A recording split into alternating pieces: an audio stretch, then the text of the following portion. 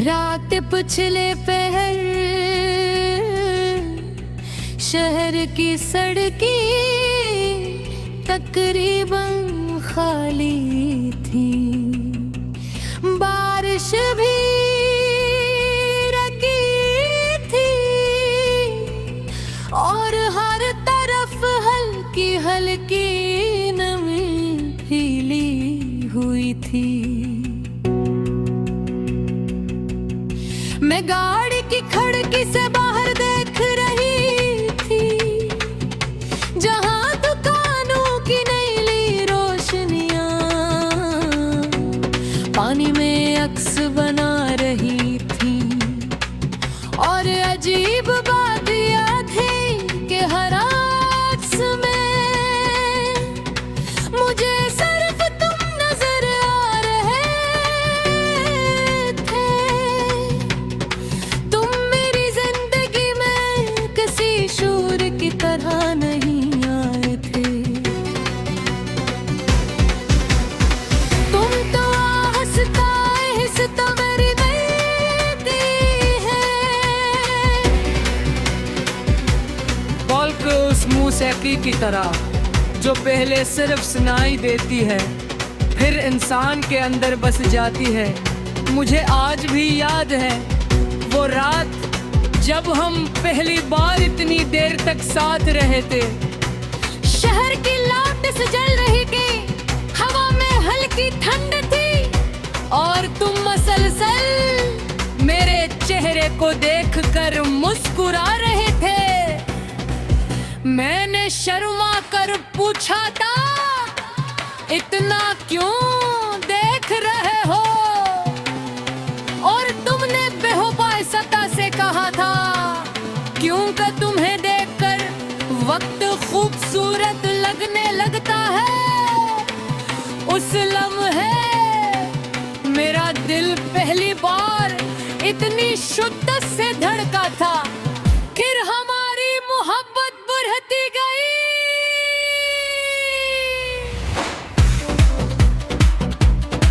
तुम मेरे दोनों की आदत और रातों का सुकून बन गए।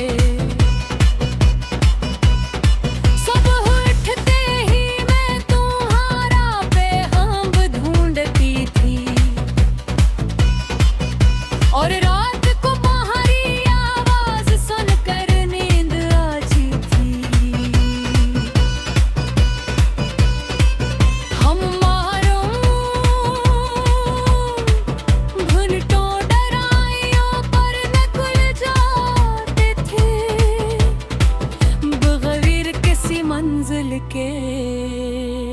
सिर्फ एक दूसरे के साथ रहने के लिए तुम गाड़ी चलाते हुए मेरा हाथ पकड़ लेते थे और मैं खामोशी से तुम्हारे कंधे पर सर रख देती थी। वो लम्हे इतने खूबसूरत थे कि मुझे लगता था जिंदगी शायद हमेशा ऐसी ही बराने लगी। मगर मोहब्बत हमेशा एक जैसी नहीं रहती। वक्त गुजरता गया और तुम बदलने लगे। पहले तुम मेरा भी मेरे कभी गुजार सकते था, फिर तुम्हारी मसरूफियात मेरे वजूद से बड़ी होने लगी। पहले दो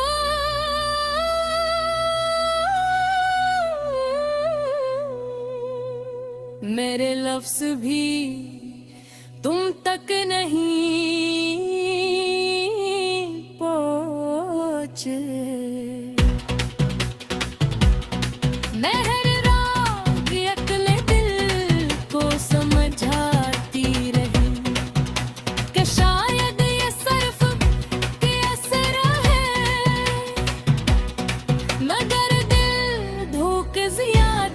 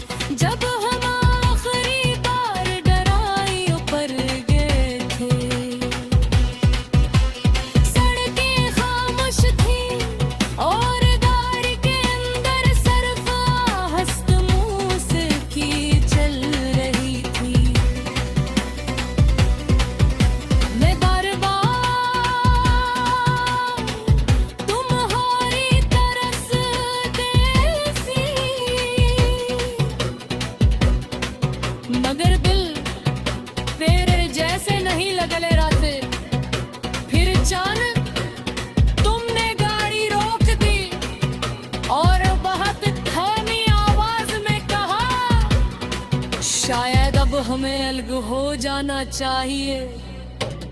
वो जमला मेरे अंदर नीली रोशनी की तरह फैल गया, ठंडा, खामोश और तकलीफ दा।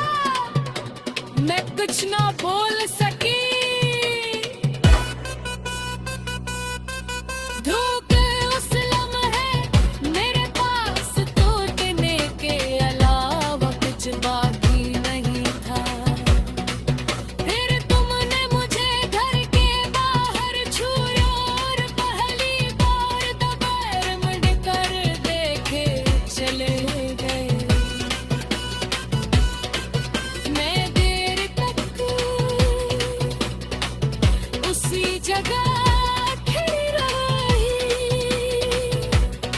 बारिश दोबारा शुरू हो चुकी थी,